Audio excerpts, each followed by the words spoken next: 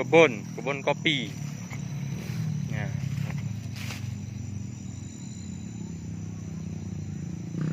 Bukan. Kebun kopi gayo.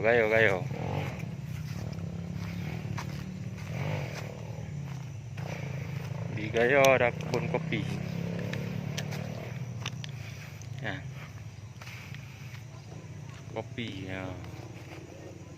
Asli kopi gayo. Ya. Kopi gayo. Belum panen.